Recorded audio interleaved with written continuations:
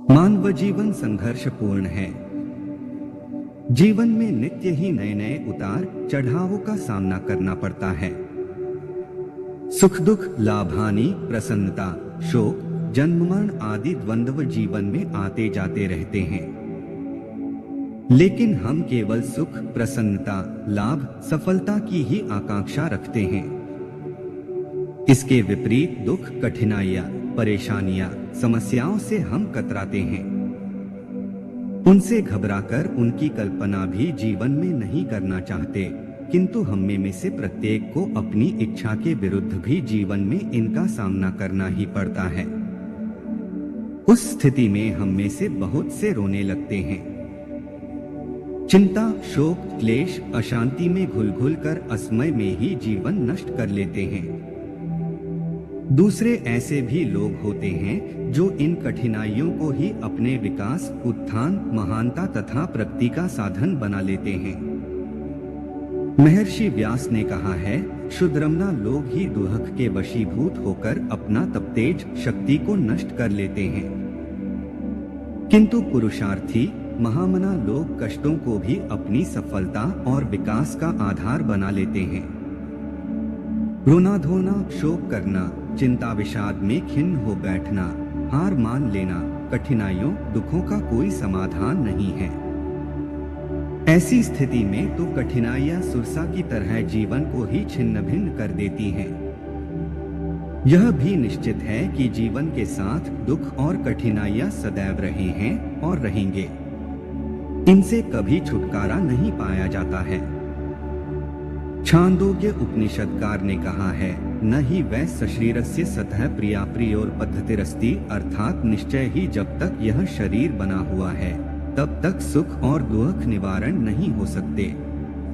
कठिनाइयां जीवन का उसी तरह एक अनिवार्य अंग है जिस तरह रात्रि का होना, ऋतुओं का बदलते रहना।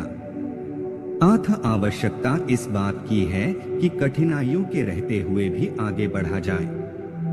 इन्हें जीवन को विकसित और महान बनाने का आधार क्यों न बना लिया जाए। हार मान बैठने पर तो ये हमें मटिया मेट ही कर देंगी। दृढ़ साहस निष्ठा से काम लेने पर, अविचल भाव से अपने पथ पर बढ़ते रहने से ये समस्याएं ही मनुष्य की सहायक और सहयोगी बन जाती हैं।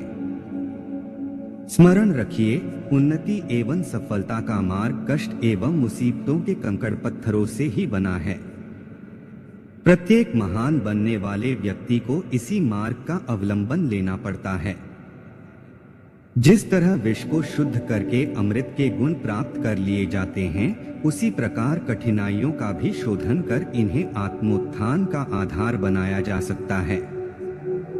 कठिनाइयां एक रूप में उस स्थिति का नाम है जहां मनुष्य अपना पूरा समाधान प्राप्त नहीं कर पाता, क्या करूं क्या न करूं का निर्णय नहीं कर पाता।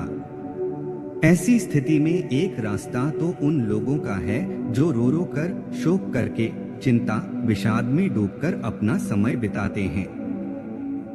दूसरे प्रकार के व्यक्ति वे होते हैं जो समस्या के समाधान में अधिक मनोयोग पूर्वक विचारमग्न होते हैं। समाधान जल्दी ही मिले इसके लिए व्यस्त रहते हैं। यही मार्ग उत्तम है। कठिनाइयों में रोने के बजाय उनके समाधान का मार्ग ढूंढना ही रोग का सही इलाज है। रोगी को औषधि न देकर, उसके इलाज की व्यवस्था न करके रोग और रोगी के लिए रोते रहने से तो संकट बढ़ेगा ही। इसलिए कष्ट के समय अपने समस्त बुद्धि, विवेक और प्रयत्नों को इनके हल करने में लगा देना चाहिए। इससे 3 लाभ होंगे। 1, जब समस्त शक्तियां एकाग्र होकर किसी एक क्षेत्र में काम करेंगी तो संतोषजनक समाधान भी मिलेगा।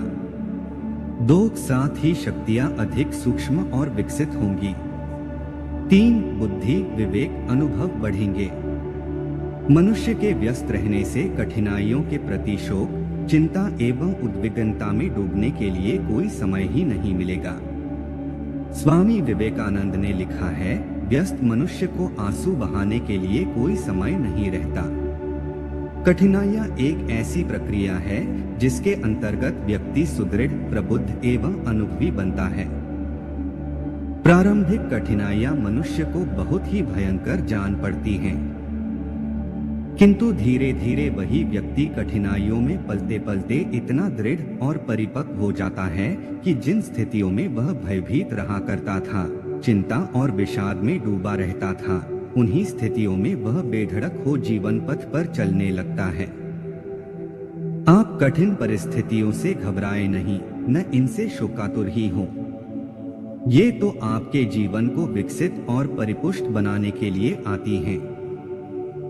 सोना तपकर ही निखरता है, इसी तरह मनुष्य का जीवन भी कठिनाइयों में पलकर ही खिलता है। कठिनाइयां जीवन की कसौटी हैं, जिनमें हमारे आदर्श, नैतिकता एवं शक्तियों का मूल्यांकन होता है। दुख और कठिनाइयां ही जीवन का एक ऐसा अवसर है जिसमें मनुष्य अपने आंतरिक जीवन की ओर अभिमुख होता है। विपत्तियों में ही मनुष्य अपने जीवन, जगत, प्रकृति, आत्मा, परमात्मा के बारे में सोचने को बाध्य होता है। सुखद परिस्थितियों में और तो और मनुष्य अपना आपा भी भूल जाता है।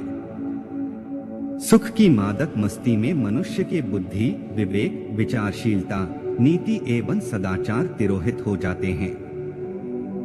इसीलिए महाभारत में वेदव्यास जी ने लिखा है, दुख में दुखियों के प्रति हमदर्दी पैदा होती है और मनुष्य भगवान का चिंतन करता है। सुख में मनुष्य का हृदय संवेदना रहित कठोर बन जाता है और मनुष्य ईश्वर तक को भूल जाता है। दुखों में ही अपने भले बुरे विचार कर सकने का विवेक पैदा होता है। रहीम जी ने कहा है, रहीमन विपदाहु भली जो शीघ्र दिन हो, हित अनाहित या जगत में जन परत सब कोय। जब मनुष्य सुख की नींद में सोया रहता है तो और अपने जीवन के शाश्वत लाभ तथा संसार में अपने कर्तव्य को भूला रहता है। किंतु दुख का झटका उसे इस नींद से जगाता है और मनुष्य को क्या करना है, वह किस लिए आया है, संसार में उसका क्या कर्तव्य धर्म है, इसका पाठ मजबूरन सिखाता है। दुख के झकझोर डालने पर जब हम अपने ध्येय और कर्तव्य में एकाग्र होकर लग जाते हैं, जीवन को सक्रिय बना लेते हैं, तो वही दुख कालांतर में सुखद परिणाम लेकर आता है। आंतरिक बाह्य जीवन में सुख का संचार होता है। दुख सुखों का संदेश लेकर आता है, यह कहा जाए तो कोई अत्युक्ति नहीं होगी। हम व्यर्थ ही दुखों में रोते हैं, अपने भाग्य या ईश्वर को कोसते हैं। दुख तो प्रकृति माता की वह प्रक्रिया है, ईश्वर का वह वरदान है जिसमें हम सचेष्ट होते हैं, जीवन की शक्तियों को उपयोग में लाते हैं और इससे हमारे सुखद और उज्जवल भविष्य का निर्माण होता है। सुख को हम प्यार करते हैं किंतु दुख में रोते हैं, चिंता शोक में डूब जाते हैं। यह हमारे एकांगी दृष्टिकोण और अज्ञान का परिणाम है। सुख की तरह दुख भी जीवन का अभिन्न पहलू है। यदि दुख न रहे तो सुख से हम ऊब जाएंगे। सुख के मादक नशे में एक दूसरे का नाश कर लेंगे। इतना ही नहीं, हम सुख का मूल्य ही नहीं समझ सकेंगे। रात्रि के अस्तित्व में ही दिन का जीवन है। रात्रि न हो तो दिन महत्वहीन हो जाएगा। जिस तरह रात और दिन एक ही काल के दो पहलू हैं, जिस तरह रात के बाद दिन और दिन के बाद रात आती है, उसी तरह दुख के बाद सुख और सुख के बाद दुख का क्रम चलता ही रहता है। आवश्यकता इस बात की है कि सुख की तरह ही हम दुख का भी स्वागत कर उसमें शांतमना, स्थिर, दृढ़ रहकर अपने कर्तव्य में लगे रहें। स्मरण रखिए, जीवन के शाश्वत मूल्यों को समझ लेने पर, कर्तव्य में जुट जाने पर कठिनाई, दुख नाम की कोई वस्तु शेष नहीं रहती।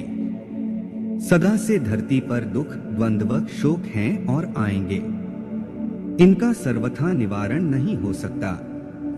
आखिर इनमें रोने और शोक करने से, चिंता, विषाद में डूबने से तो जीवन को पूर्ण विराम ही लग जाएगा।